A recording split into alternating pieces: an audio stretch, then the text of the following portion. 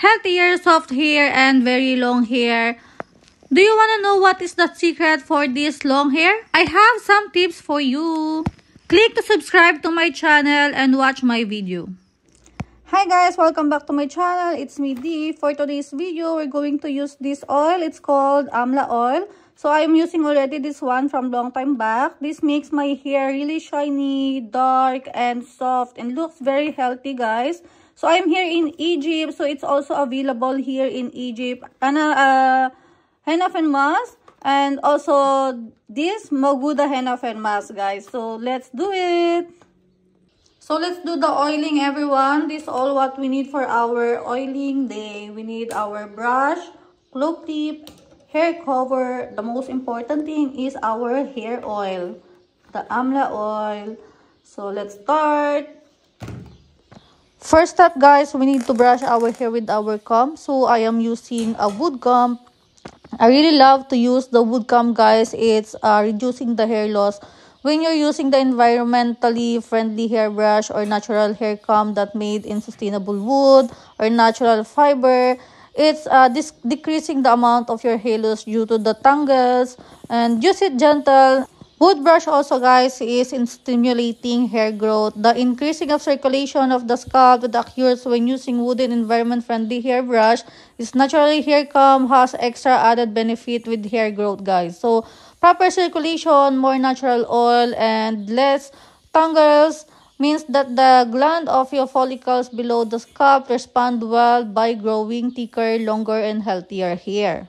It's also adding the shine in our hair. When you are using a natural hair comb or environmentally friendly hairbrush, the naturally occurring oil in your hair are distributed evenly throughout, making your hair healthier and shinier than if you are using a plastic ones. So regularly brushing your hair with the sustainable bamboo or natural wooden environmentally friendly hairbrush also stop your hair from looking dull, dry, or limp. And lastly, guys, this not only nourishes the hair but also helps reduce oil build up at the root, keeping hair cleaner and shinier. Scalp massage, relieve stress, and promote healthier hair growth, guys. So just use it gently and enjoy your wooden hair comb brush. Second step, guys, we're going to apply our hair oil. So I am using Amla oil, guys. We have our Amla oil here. So I've been using Amla oil for years now, and I really love Amla oil. So it's actually naturally elixir for your hair, packed with essential nutrients that nourish the hair and follicles and stimulate healthy hair growth from the roots, guys. So Amla oil have high vitamin C. It helps strengthening the hair shaft, reducing breakage, and ensuring that your tresses looks long, stronger, and healthier. The antioxidant of the present in Amla oil protect the scalp against free radicals, providing youthful, black, and strong ends, guys. Amla oil is an ancient natural remedy known for promoting hair growth and improving the overall appearance of your hair, guys. Amla oil, guys, is offering numerous benefits for hair, including deep nourishment of the scalp and prevention of the hair loss. It's a powerful solution for those striving to achieve luscious locks. So, guys, how to use the Amla oil for your hair growth? So give yourself a mini spa treatment with a scalp massage. So I didn't show you how did I massage my hair, guys, but you should massage your hair first, and which is both beneficially and easy for us.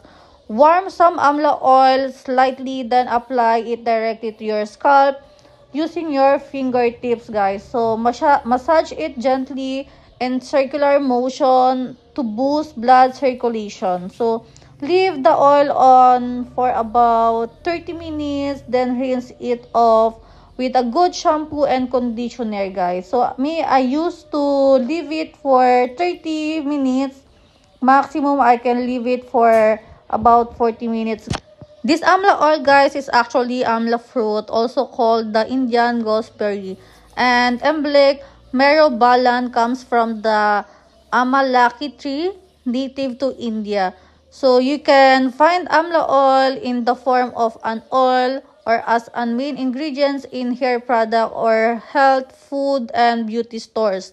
Some Indian people, guys, they are leaving the amla oil in their hair for a week, and it's giving them some very good result and shiny hair. But take a note, guys, that leaving amla oil in your hair for a week without rinsing is generally not recommended. Even, guys, the amla oil have many benefits like such promoting hair health and preventing dandruff. Prolonged application without rinsing can lead to build up the scalp and hair. It's still, guys, it's not recommended. So look at that, guys. It's very shiny. It's really improving the appearance of my hair. It looks very shiny with this amla oil and looks more healthier, guys.